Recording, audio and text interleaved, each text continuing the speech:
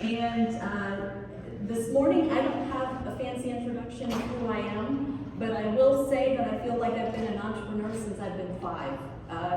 I am the girl that was always out selling, going door to door, creating businesses in my parents' basement, and it's just who I am. I love business, I love innovation, and that's why I love what I do today. And so, to get started, we can probably all laugh and relate with what is on the screen there. This really is an innovative approach, but I'm afraid we can't consider it. It's never been done before. I'm sure we've probably all heard that a time or two, but unfortunately, it's the fact. Sometimes we hear those things. So what is a good idea? One that happens is, doesn't do a lot of good to have an idea if we don't do anything with it. So for the sake of today's conversation, I wanted to start by sharing a definition of innovation. So when Beth asked me to do this talk, I decided, well, we need a common ground for what is innovation, and I was surprised to see there were actually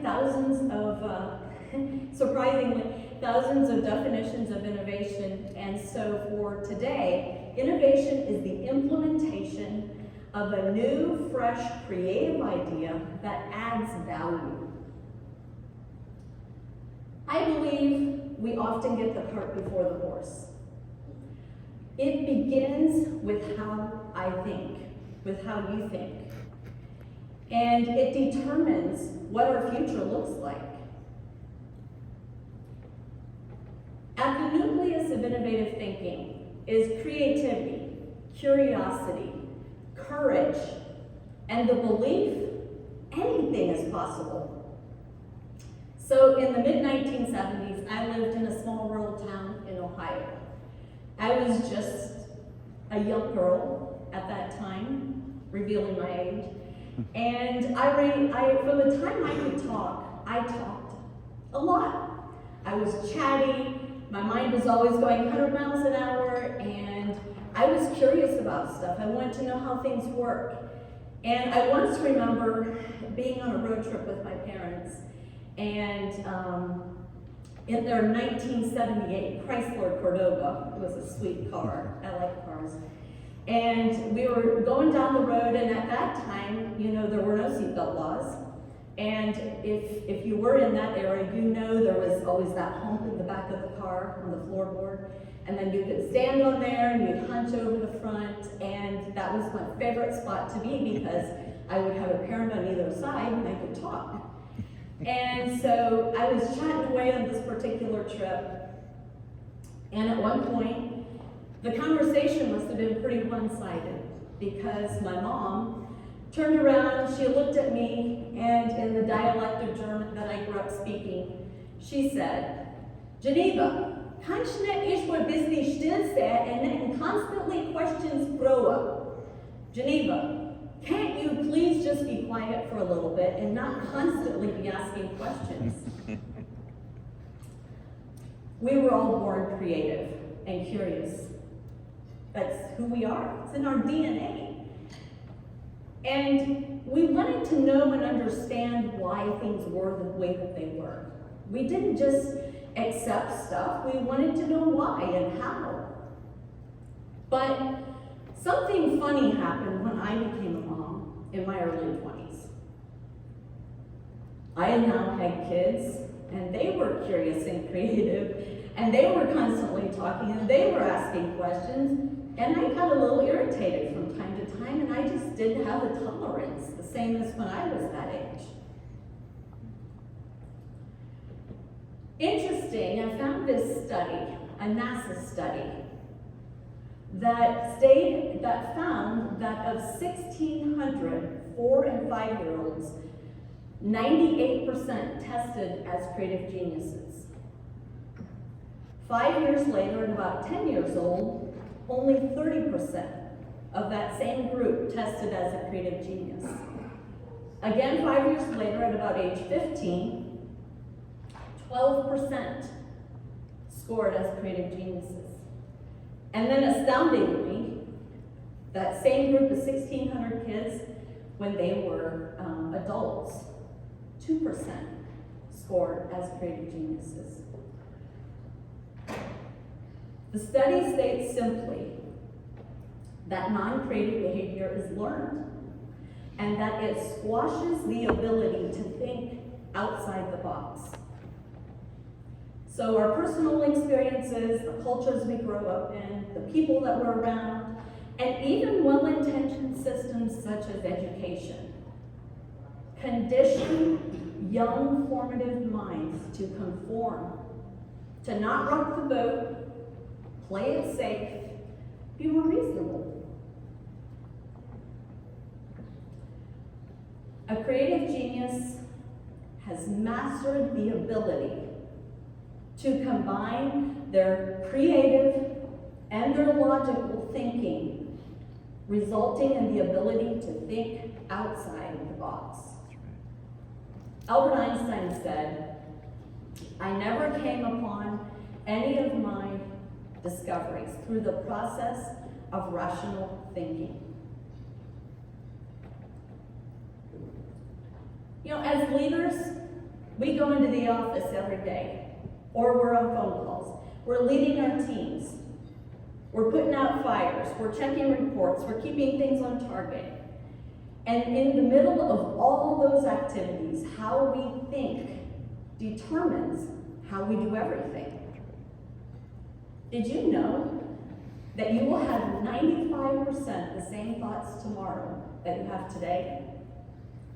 So we could say effectively, our subconscious mind controls 95% of our life. And when we think about innovation, what does that do to innovation?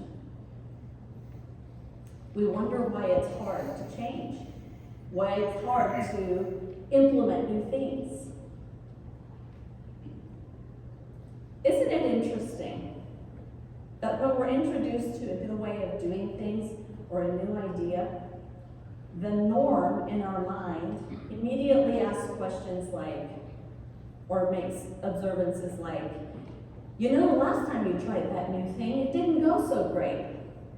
You should probably just drop it and not rock the boat. How will you ever get the buy-in from your team?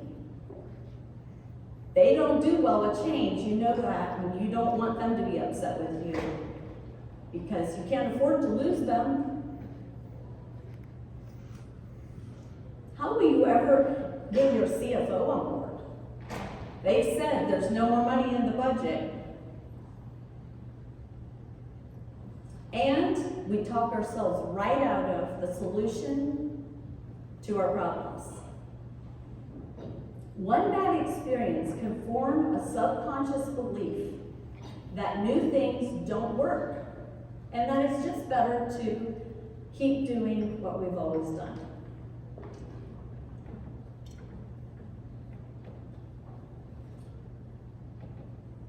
We're probably all familiar with Ray Kroc and the McDonald's brothers story. And I know we're at a healthcare setting here, but sometimes it helps to look at things from an outside perspective instead of what we have talked about the last couple of days, which is all really great stuff. Ray Kroc was a milkshake machine salesman. And he had been selling his machines across the country, and he had heard about the McDonald Brothers restaurant in Downey, California. And he wanted to visit, and so he made a trip there, and he was so impressed with their processes, their systems, how they do things. They were consistently, and quickly putting out their burgers and fries, and he, of course, was there because he wanted to sell them a milkshake machine. And he ends up, over time, developing a relationship with them because when he was there the first time, he saw a vision. He knew the possibility.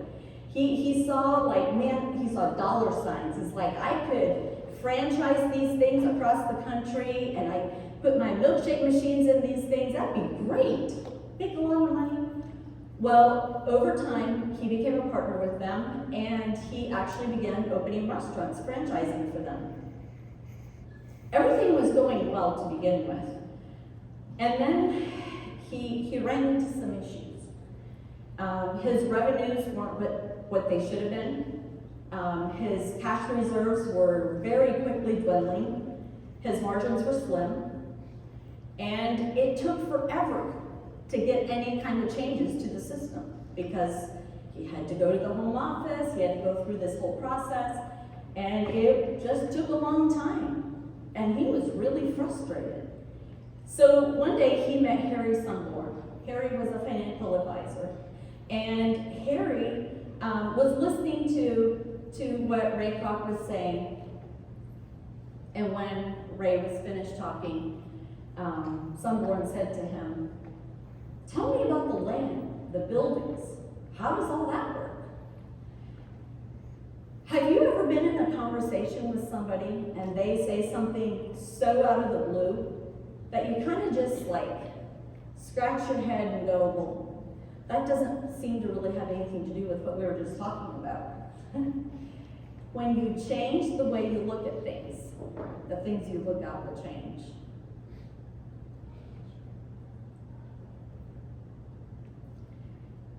You know, it's interesting because in our industry, there's a lot that we can look at and relate to this.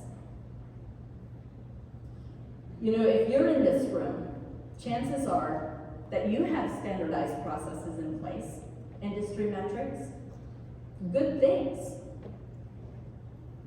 But while these are often necessary, they can foster a mindset in us that pats us on the back for having met the standard. You know, Kroc had those standards in place, but at the end of the day, that's not what got the growth of McDonald's going. How much innovation are we letting on the table because we're looking at the standards rather than on what's possible? The very metrics and ways of doing things that once drove innovation now can become our lid or ceiling and will limit our future success and where we go. An innovative mindset is willing to calculate risk for reward. In 2017, my son decided he wanted to go skydiving for his 18th birthday. I had the crazy idea to go with him. Not really sure why I did that, but needless to say, 2017 in November, I was with my son and daughter in a plane 13,000 feet in the air, and we were about to jump.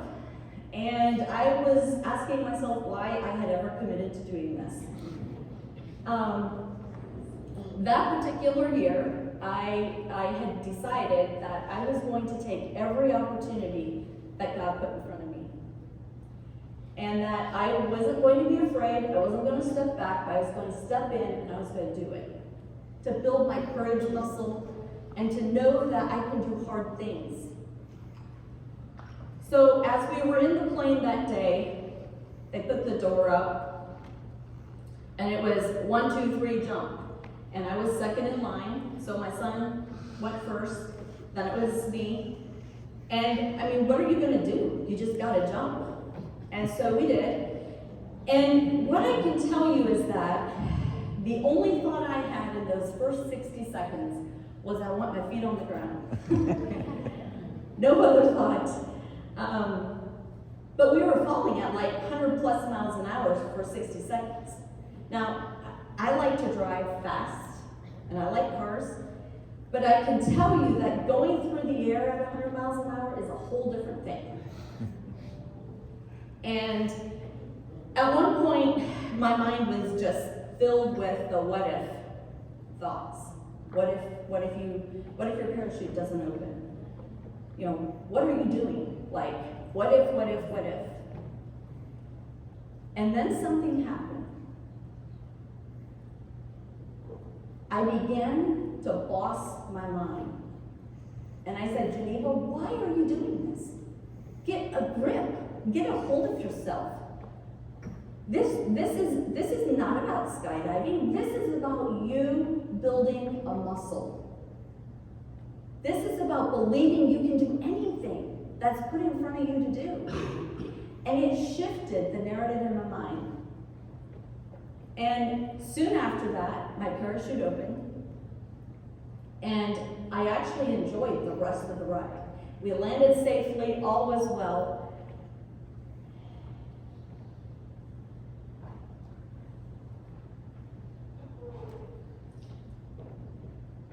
But the lesson was simple. It was simple. I can do anything that is put in front of me to do. And courage is in our DNA. We were created that way, but over time, it gets buried. It gets buried. Creativity gets buried. And we have the opportunity to when we have opportunities like the skydiving, take it, do the hard stuff.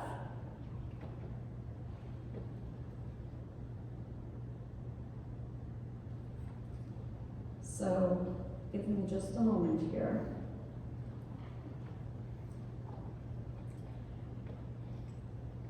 Getting in the zone.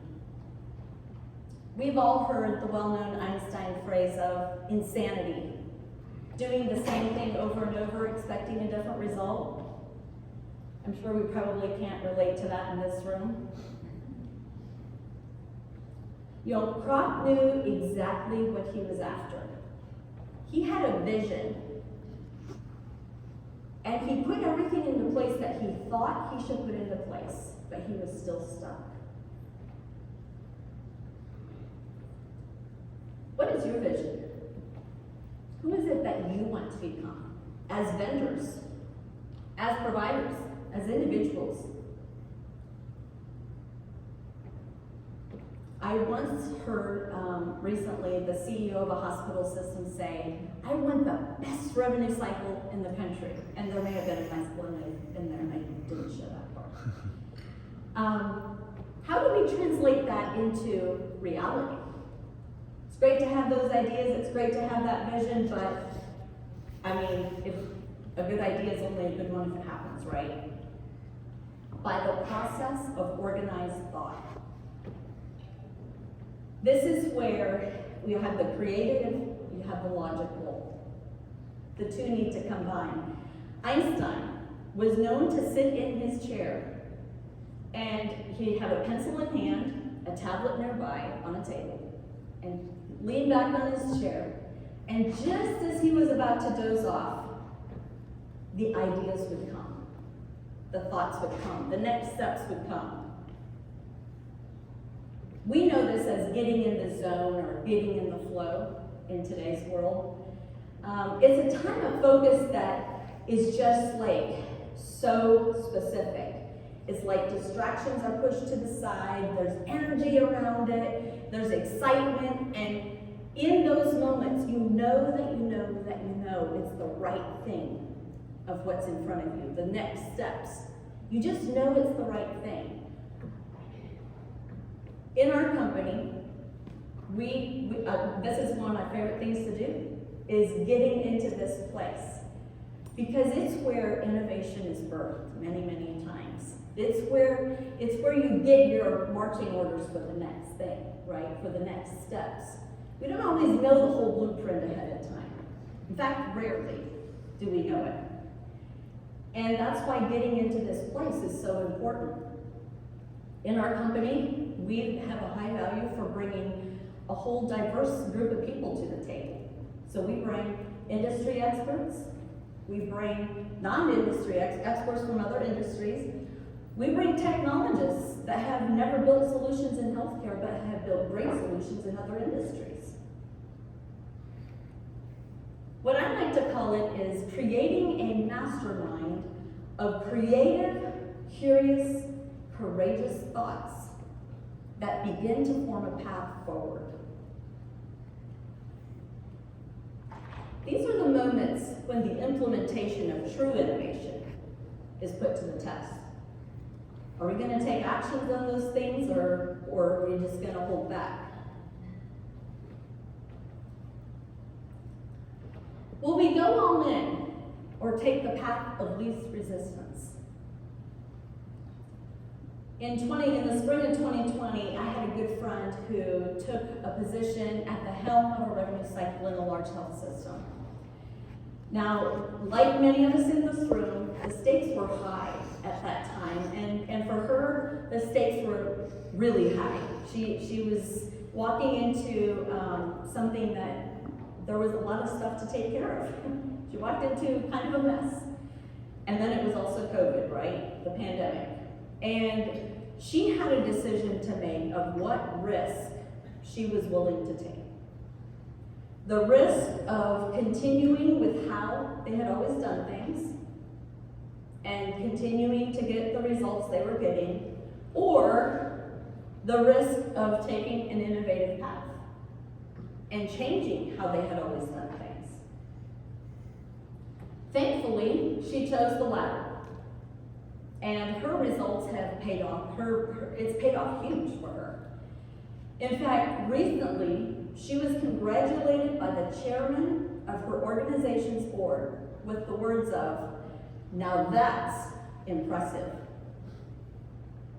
The ability to make decisions with a critical and creative thought process is where the genius of innovation lies. In our industry, all of this, the last couple of days, we've talked a lot about automation. We've talked about AI, RPA.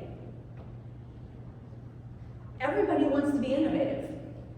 And when I think about that, I think of what if we looked at our businesses, because I know there are vendors and providers in this room, so I want this to be, I want to approach it from both ways. What if we approached our revenue cycles as completely, what if we looked at it, they're completely automated and we are strategically inserting people into those other roles that automation can't do. Instead of how we do it now, where it's like we have all these people and we're inserting automation. What if we flip the script?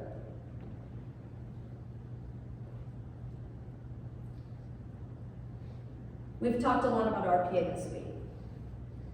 And with some of the clients that we work with, RPA it's a great thing. It's taking away those repetitive tasks from people who are working in the everyday. And that's a good thing. But if we're simply automating an inefficient process, we're missing it. An innovative mindset asks questions like, are there things we should be measuring outside industry standards? Are we getting the full use of innovative solutions, or are we just using them to check a box? Is there a better way? How have our fundamental systems and processes changed in the last 2 years, the last 5 years, the last 10 years? We can't use the same thinking to solve our problems as when they were created.